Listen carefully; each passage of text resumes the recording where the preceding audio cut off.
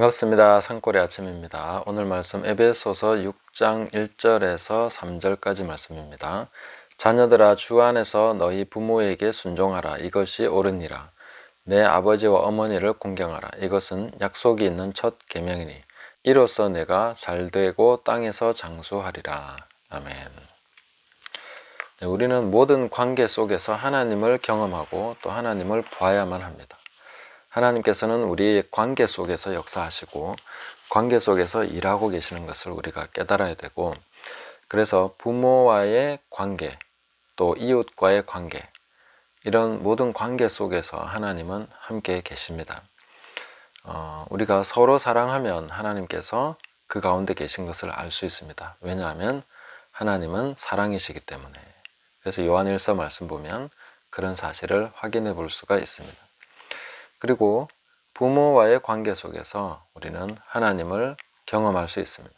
이 권위의 관계 속에서 하나님은 최고의 권위 위에 계신 분이시죠.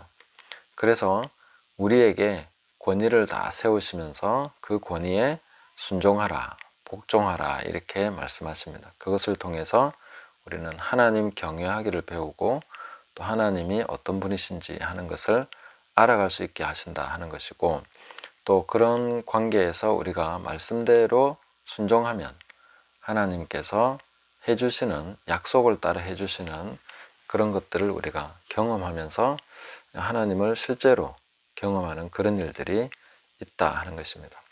이런 것들을 우리가 잘 보아야만 현대의 우리의 삶에 있어서 하나님을 경험하는 것이 어떤 것인가 하는 것을 알 수 있고, 그것이 아주 실제적이라는 것을 알 수 있습니다. 하나님의 임재는 예배 가운데 찬양하면서 손들고 그런 가운데서만 느껴지는 임재가 아니라 우리의 일상생활 속에서 내 부모에게 순종하라. 그리하면 네가 땅에서 잘되고 장수하리라. 이렇게 말씀하신 약속이 그대로 이루어지는 것을 보면 우리는 하나님께서 살아계시고 또 이 관계를 세우셔서 이 말씀대로 시행하시는구나 하는 것을 알게 됩니다. 자, 그러면 우리가 부모에게 순종하려고 할 때에 하나님께서 왜 약속을 주셨나 하는 것을 생각해 봐야 됩니다. 자기 부모에게 순종하는 것은 책임과 의무죠. 그렇게 보는 것이 되게 일반적인 시각입니다. 부모가 키워줬고 부모가 낳아줬고 부모가 모든 뒷바라지를 다 해줬기 때문에 너는 부모에게 효도해야 돼, 너는 부모를 공경해야만 해 하는 그런 책임을 갖게 합니다. 그건 대가성이 있는 책임인데 물론 그것도 우리는 분명히 합당하다라고 생각을 합니다. 그러나 하나님께서는 네가 네 어머니와 아버지를 공경하고 순종하면 내가 너한테 약속을 주겠다, 상을 주겠다, 땅에서 잘되게 해주겠고 장수하게 해주겠다 이렇게 하신 것입니다. 부모의 입장에서 보면 자녀가 내 것이 아니라 하나님이 맡겨주신 선물이라는 것을 우리가 늘 생각을 해야 됩니다. 우리는 내가 뒷바라지하고 내가 낳았고 내가 키우고 그러고 있기 때문에 내 거라고 생각하지만 하나님께서 우리에게 맡겨주신 선물이고 또 하나님을 대리해서 우리가 자녀를 키우고 있다 하는 것을 늘 생각을 해야 됩니다. 자녀의 입장에서는 하나님께서 부모를 세우셔서 나를 이 땅에 태어나게 하시고 또 이런 모든 것을 필요를 채우게 하셨다 하는 것을 깨달아야 되는 것이고, 그래서 하나님을 공경하는 마음으로 부모를 공경해야 됩니다. 그것이 당연한 것이죠. 이것이 옳으니라 이렇게 말씀하십니다. 이것은 의로운 것이다, 올바른 것이다, 그것은 마땅한 것이다 라고 말씀하신 것입니다. 그런데 왜 자녀에게 그러면 순종하고 공경하면 이 약속을 주셨는가 하면은 이 부모가 다 불완전하기 때문입니다. 부모는 불완전합니다.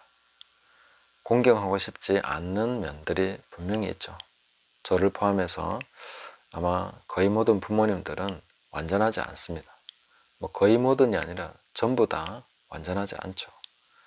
그리고 연약하고 또 잘못된 본을 보이기도 합니다.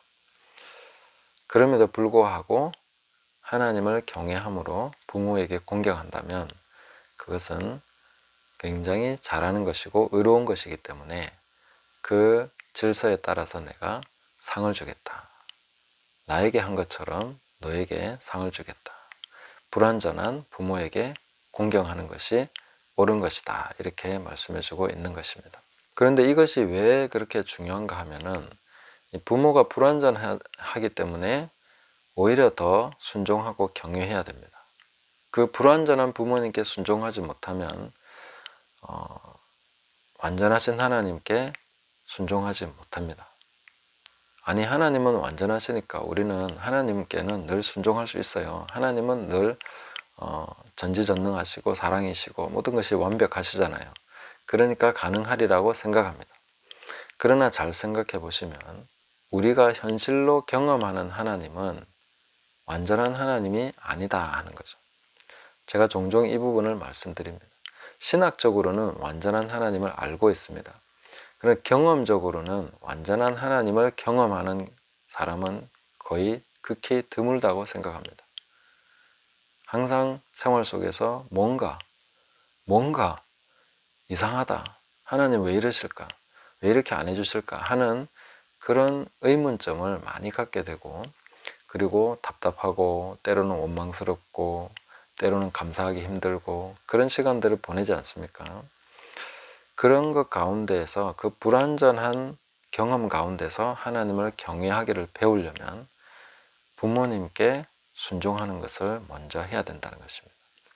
부모님께 순종하는 것을 배우면 불완전한 가운데서도 정말 상황이나 모든 것이 하나님은 안 계신 것 같아, 또 혹은 하나님은 뭔가 잘못된 것 같아, 그런 느낌이 들 때도 여전히 하나님을 신뢰하고 여전히 하나님을 공경하고 경외함으로써 나갈 수 있다는 것입니다.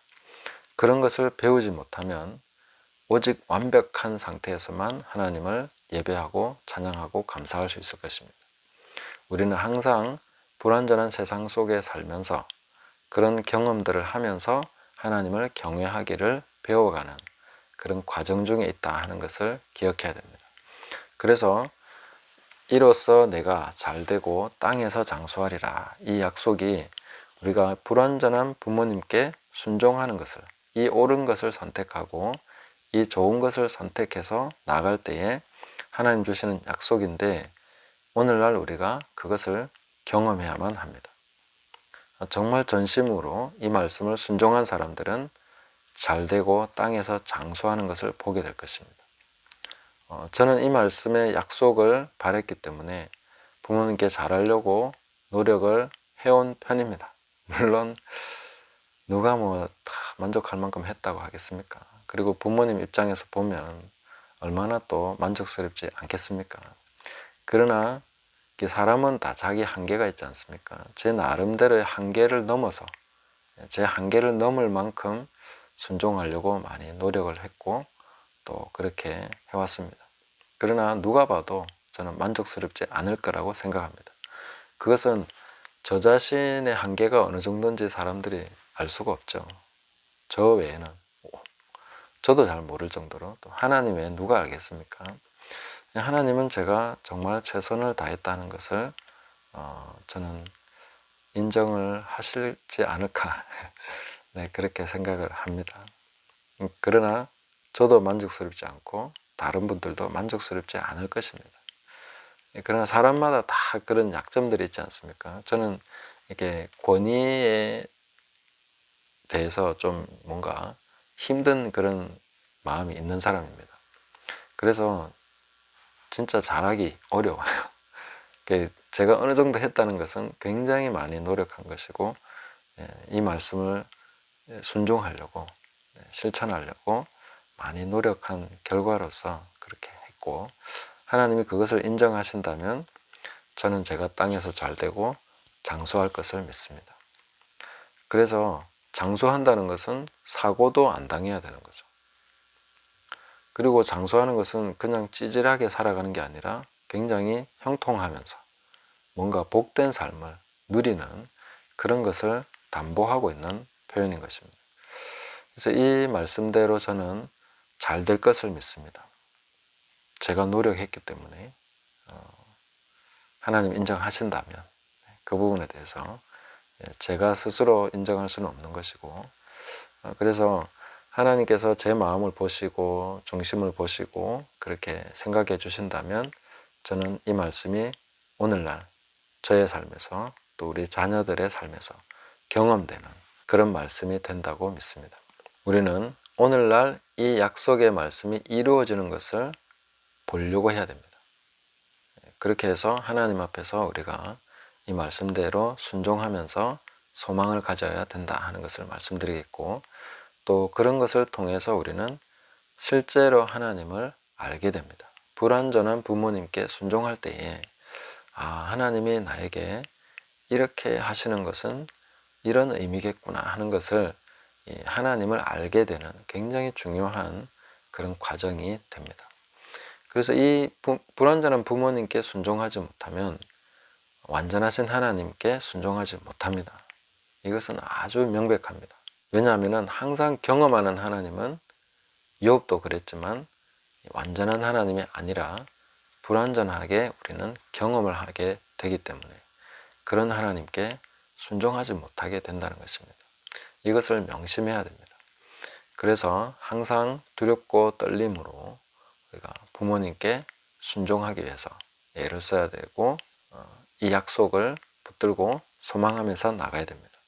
그럴 때에 정말 완전하신 하나님, 참 부모 되신 하나님을 우리가 더 깊이 알아가게 되고, 또 제가 순종하면서 부모님을 가까이 하려고 노력하면서 보니까 모든 부모님들은 자식을 사랑합니다.